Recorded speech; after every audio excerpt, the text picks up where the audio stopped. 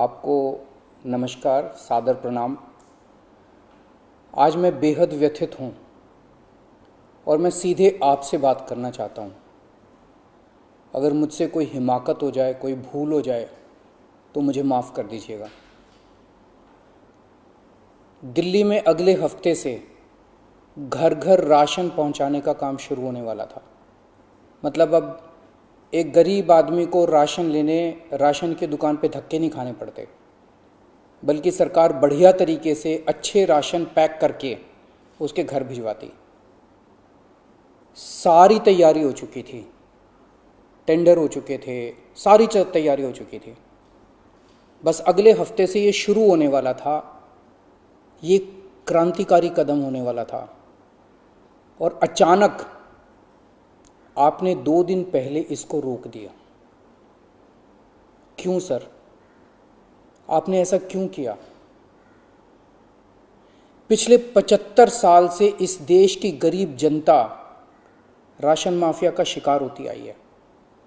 पिछले 75 सालों से हर महीने फाइलों में जनता के नाम का राशन जारी होता है, पर उनको मिलता नहीं है। अधिकांश राशन चोरी हो जाता है। ये राशन माफिया बहुत ताकतवर है सर, बहुत ताकतवर। आज से 17 साल पहले मैंने इस माफिया के खिलाफ आवाज उठाई थी, इस माफिया को ललकारने की हिम्मत की थी। तब मैं दिल्ली की झुग्गियों में, एक एनजीओ में काम किया करता था। उन झुग्गियों में गरीबों को उनका राशन नहीं मिलता था, उनका राशन चोरी हो जाता था।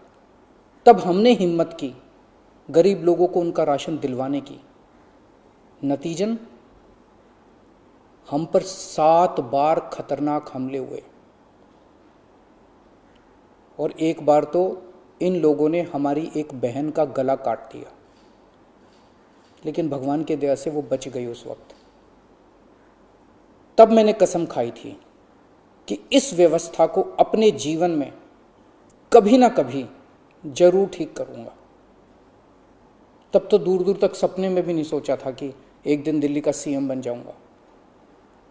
पर कहते हैं ना कि जब आप निस्वार्थ भाव से कोई संकल्प करते हैं तो ऊपर वाला भी अपने तरीके से आपका संकल्प पूरा करने में मदद करता है। इस ब्रह्मांड की सारी शक्तियां आपकी मदद करती हैं। इस राशन माफिया के तार बहुत ऊपर तक हैं सर। 75 साल में आज तक कोई सरकार इस माफिया को खत्म करने की हिम्मत नहीं कर पाई। दिल्ली में पहली बार एक सरकार आई है जिसने ये हिम्मत दिखाई है। अगर ये घर घर राशन व्यवस्था लागू हो जाती ना सर, ये राशन माफिया खत्म हो जाता। पर देखिए ये राशन माफिया कितना ताकतवर निकला। दिल्ली में ये योजना अगले हफ्ते से लागू होने वाली थी और 1 हफ्ता पहले इन्होंने इसको खारिज करवा दिया। आपने ये कह के हमारी स्कीम खारिज की है कि हमने केंद्र सरकार से इसकी अप्रूवल नहीं ली। ये गलत है सर। हमने एक बार नहीं, 5 बार आपकी अप्रूवल ली है। ये रही सारी चिट्ठियां। केंद्र सरकार को हमने इतने सारे खत लिख के बताया कि हम ये योजना दिल्ली में लागू करने जा रहे हैं। कानूनन हमें दिल्ली में ये स्कीम लागू करने के लिए केंद्र सरकार की कोई अप्रूवल लेने की जरूरत नहीं है। कानूनन इस स्कीम को लागू करने के लिए राज्य सरकार पूरी तरह से सक्षम है। लेकिन हम केंद्र सरकार के साथ किसी तरह का कोई विवाद नहीं चाहते थे, इसलिए हमने एक बार नहीं 5 बार आपका अप्रूवल लिया है सर। मार्च के महीने में हमारी योजना पे आपकी सरकार ने कुछ आपत्तियां लगाई, हमने आपके सारे ऑब्जेक्शन पूरे कर दिए। जैसे हमने इस योजना का नाम मुख्यमंत्री घर घर राशन योजना रखा था। आपने ऑब्जेक्शन लगाया कि हम इस योजना का नाम मुख्यमंत्री के नाम से नहीं रख सकते। हमारा मकसद अपना नाम चमकाने का नहीं था, हमारा एक ही मकसद था, किसी भी तरह से ये स्कीम लागू हो और गरीबों को उनका राशन मिलने लगे। हमने आपकी बात मान ली, हमने स्कीम से नाम ही हटा दिया, और भी आपने जितने ऑब्जेक्शंस किए हमने सारे मान लिए। इस सब के बावजूद भी आप कहते हो हमने आपकी अप्रूवल नहीं ली। और कैसे अप्रूवल लेते हैं सर? अब और कैसे अप्रूवल लें? इस सब के बाद भी आपने ये स्कीम खारिज कर दी, क्यों सर? लोग पूछ रहे हैं, अगर इस देश में पिज्जा की होम डिलीवरी हो सकती है, बर्गर की होम डिलीवरी हो सकती है, स्मार्टफोन और कपड़ों की भी होम डिलीवरी हो सकती है, तो फिर गरीबों के घरों में राशन की होम डिलीवरी क्यों नहीं होनी चाहिए? सारा देश जानना चाहता है आपने ये स्कीम खारिज क्यों की सर? आपने ये भी लिखा है कि चूंकि राशन दुकानदारों ने दिल्ली हाई कोर्ट में इस योजना के खिलाफ केस कर रखा है, इसलिए ये स्कीम खारिज की जा रही है। इस बात पे आप स्कीम कैसे खारिज कर सकते हैं? ये राशन दुकानदार इस योजना के खिलाफ हाई कोर्ट से स्टे लेने गए थे, हाई कोर्ट ने इन्हें स्टे देने से मना कर दिया। जब हाई कोर्ट ने इन्हें स्टे नहीं दिया तो आपने इस स्कीम पे स्टे कैसे लगा दिया? आपको इन राशन वालों से इतनी हमदर्दी क्यों है? अगर आप राशन माफिया के साथ खड़े होंगे सर, तो इस देश के गरीब लोगों के साथ कौन खड़ा होगा? दिल्ली के उन 70 लाख गरीब लोगों का क्या होगा जिनका हर महीने ये राशन माफिया राशन चोरी कर लेता है? उन 20 लाख गरीब परिवारों की कौन सुनेगा? और एक बात, उस हाईकोर्ट के केस में केंद्र सरकार भी पार्टी है। कोर्ट में केंद्र सरकार ने अपना जवाब दाखिल किया है। क्या कहा है कोर्ट में केंद्र सरकार ने? केंद्र सरकार ने कोर्ट में हमारी इस योजना के खिलाफ एक भी आपत्ति नहीं की है। जब कोर्ट में आपको हमारी योजना के खिलाफ कोई आपत्ति नहीं है, तो फिर कोर्ट के बाहर अब इस योजना को खारिज क्यों किया जा रहा है? ये कोरोना का बहुत कठिन समय है।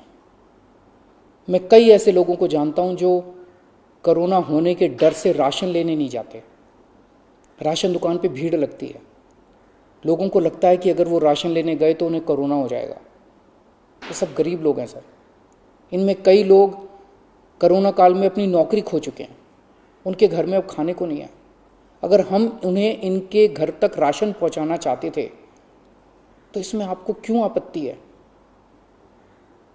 कहा जा रहा है कि तीसरी लहर बच्चों पे भारी पड़ेगी।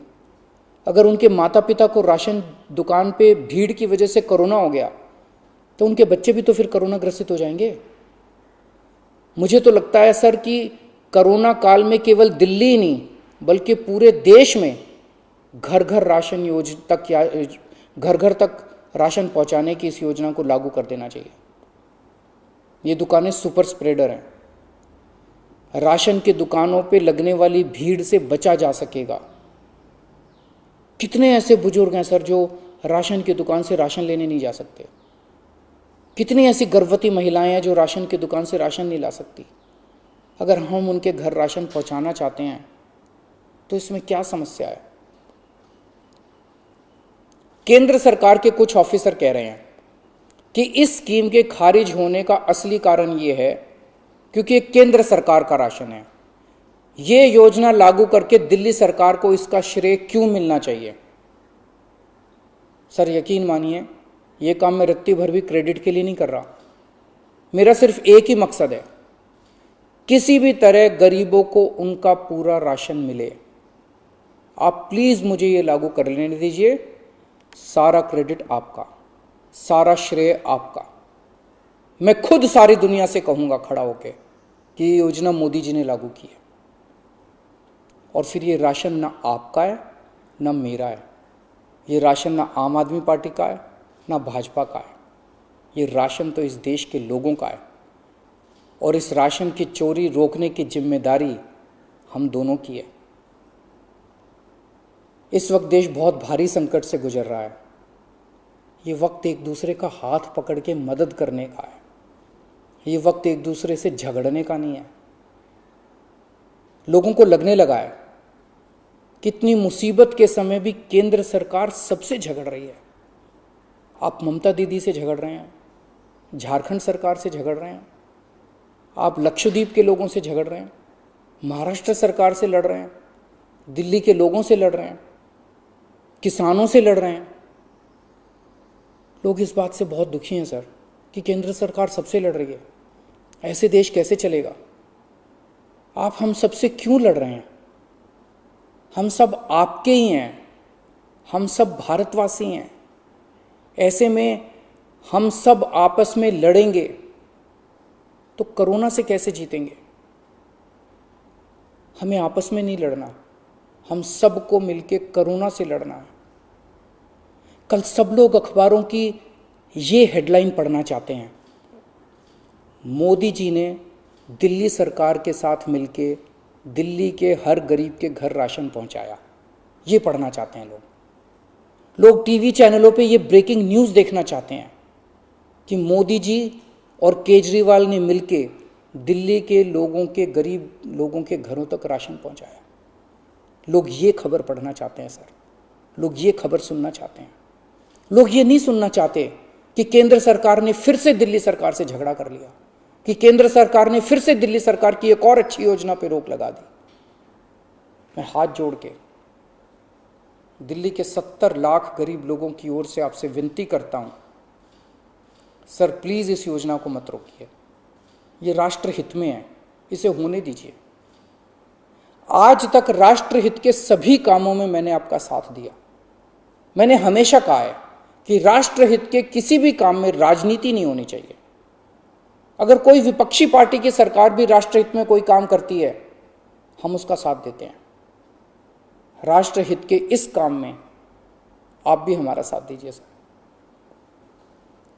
अभी तक की सरकारों ने देश के गरीब लोगों को 75 साल तक राशन की लाइन में खड़ा रखा। इन्हें और अगले 75 साल राशन की लाइनों में खड़ा मत कीजिए सर, नहीं तो ये लोग मुझे और आपको कभी माफ नहीं करेंगे। जय हिंद।